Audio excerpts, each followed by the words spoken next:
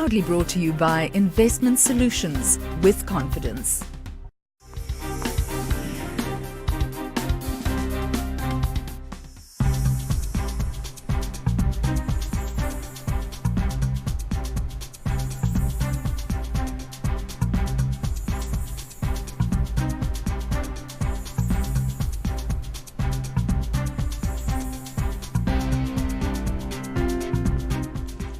In July 2013, the FOMC revealed the US Federal Reserve remains on track with its quantitative easing program, with a monthly spend of $85 billion comprising $40 billion in residential mortgage-backed securities and $45 billion in treasuries.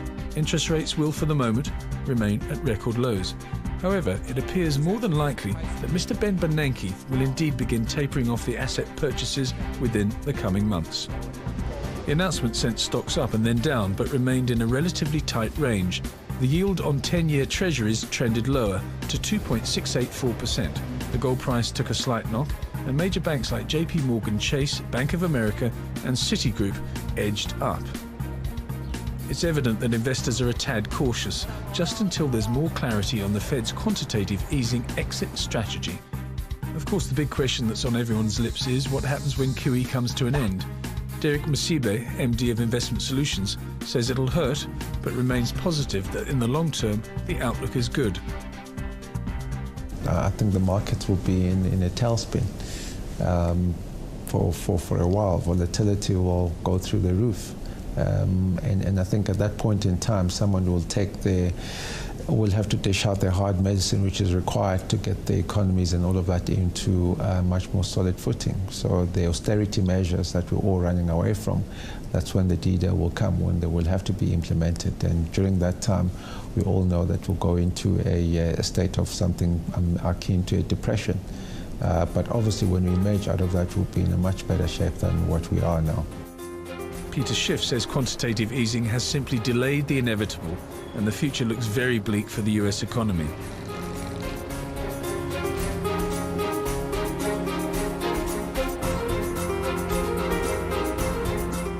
We have serious problems because of what the Fed has been doing. For years and years, the Fed has been artificially manipulating the economy. They've kept interest rates too low. As a result, we've developed a bubble economy. We have too much resources in the service sector, in housing, in financial services. We have too much capital and labor in healthcare and education, but we don't manufacture enough, we don't produce enough. So we have these enormous unsustainable trade deficits. So we're going into debt to the rest of the world. The only reason we can afford it is because rates are low. We have this enormous government right now that's running these huge deficits because rates are low. All we're doing is postponing the inevitable, but the longer we postpone it, the worse it's going to be. But unfortunately, our leaders don't care about the long-term health of the economy. They're looking at what's right politically for themselves. They're doing what's expedient, not what's economically good. And so we postpone that pain, but at the expense of far more excruciating pain down the line. My fear is that day of reckoning is not too far away.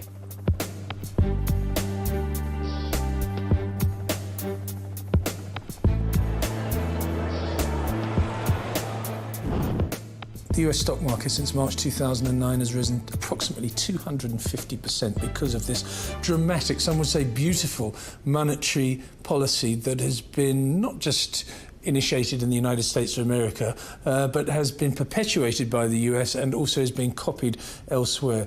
Is it going to end in disaster? Can you predict what might happen when QE eventually comes to an end and interest rates eventually start to rise? I'm not going to try to predict how this will end.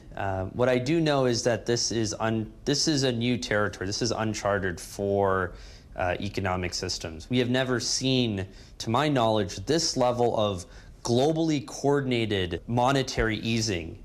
And therefore, when it ends or when it starts tapering away, I think the impacts, there are no models that can predict what's actually going to happen. But we do know that at a certain point, things will return back to normal. That interest rates are going to normalize over the medium term. What that means on the real economy, we'll all soon find out.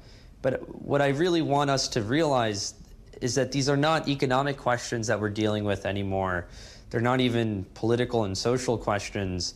We've gotten to a point where they're moral and psychological questions. These are the problems of the world today. The problems in this country are not around us. This is the most sophisticated, wealthiest country in the history of humankind. The problems are internal. They are in what do we prioritize as a country, and how is it that we want to live our lives? And I think quantitative easing and the fiscal stimulus and all of this are all part and parcel of a greater malaise that is affecting Americans. It's unclear whether or not quantitative easing has worked. Some months' data out of the US, be it unemployment figures or ISM numbers, suggests it is working. And then a few months later, the data shows the opposite. Stephen D. King, chief economist at HSBC and author of the book When the Money Runs Out, says these false starts carry echoes of Japan during the 1990s. Sometimes the Japanese authorities would, if you like, proactively tighten monetary or fiscal policy in anticipation of the big recovery they hoped to then see. The big recovery never ever occurred, and of course then the policymakers were blamed for having tightened policy prematurely. So from that point of view, the Federal Reserve clearly is worried about doing something too aggressive too soon, because it might just sort of upset the apple cart to a considerable degree. But having said that, there's also, I think, a gradual sort of mutation of the debate, because when QE was first adopted, the general view was it won't do any harm at all and might do some good. Whereas now it's clear that it may have done some good, but there are now more debates about whether it's also perhaps creating some damage to economies. SA Reserve Bank Governor Gill says the steps taken by the Fed were based on the data and information they had at the time. I would say that you need to look at it and say, what were your options? I'm a supporter of measures taken to try to address something that could have been far worse. And don't forget that behind all these numbers stand ordinary people. That an unemployment rate, whether you are at the US, which is talking about 7 or 8%, around those numbers, or you're talking about a Greece or a Spain or South Africa, which are above 25%. Spain's unemployment moved from about 8% to now over 26%. Youth unemployment well in the mid 50%. It's not confined to the periphery. We've got significant, over 12% unemployment across the Eurozone. It varies per country.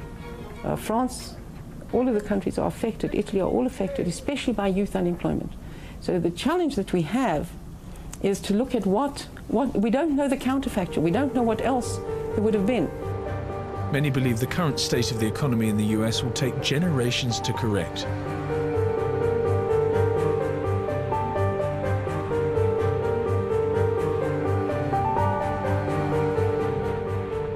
The US has probably one of the more trickiest financial situations in that over a number of years, its expenditure has exceeded what it is getting in terms of the taxes. And when you look at the amount of debt as a proportion of GDP, it's increased to where it's over 90%. And that is the amount of debt that you can measure.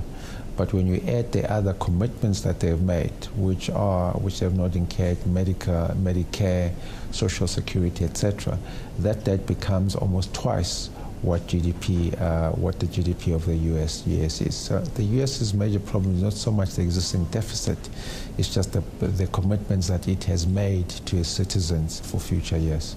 It's more of a lesson to say that for us who are small, insignificant countries in the world economy, we need to understand that we do not have the luxury and the bargaining power that bigger economies have. Things get imposed on us. So if we do not impose a discipline on ourselves on spending and living within our means, it doesn't take long to end up with what's happening in Cyprus, where you wake up and they tell you, you want 10 billion euros, here's 10 billion euros, but by the way, all your depositors in the banks are going to lose 10% of their money, not just South Africa.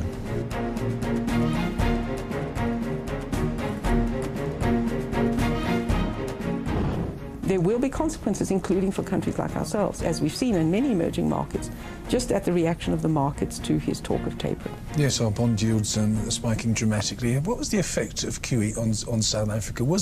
Did you see the flows coming in to buy our bonds, buy our equities? And what was your reaction to that? Well, and again, it affected many emerging markets. So if we looked at the impact of zero interest rates, and then QE.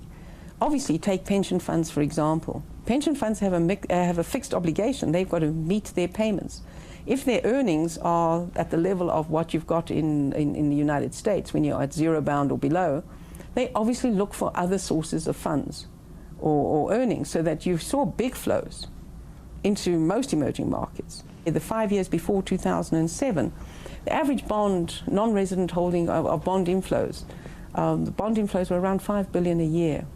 They went up to over 60 billion a year on average for the following 3-4 years.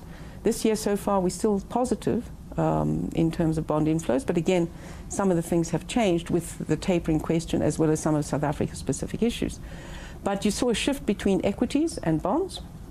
Before, we had big flows in equities and small in bonds. Over that period, very significant inflows in bonds.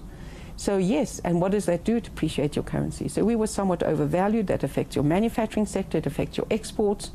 Now, what has happened with the talk of tapering is that you've seen outflows from all of us.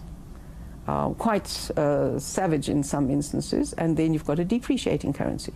So the challenge that you've got with a depreciating currency is that we're an oil importing country, unlike others.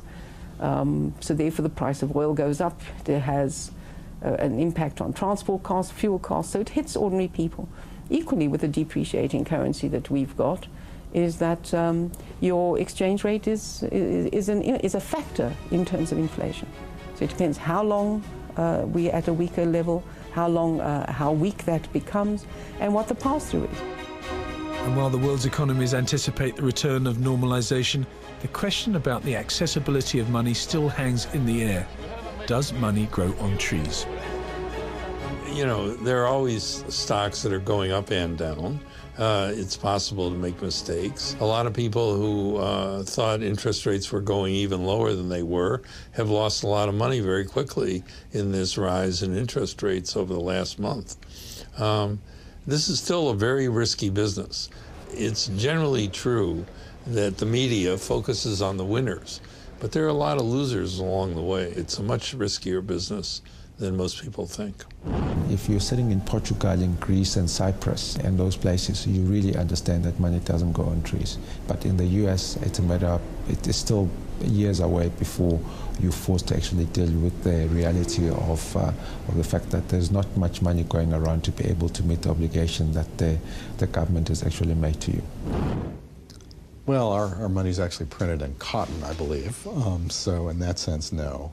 Central banks have a lot of scope to kind of affect financial outcomes. That's not the same thing in my mind as printing money and whatnot, but they can do a lot. It's easier than money growing on trees. The Fed literally says, poof, I'm putting this money into your account. It didn't exist before, but here it is now. I'm buying these bonds from you, Mr. Primary Dealer, and I'm paying for it by actually putting $10 billion into your trading account here at the Federal Reserve. What you do with it from here is up to you.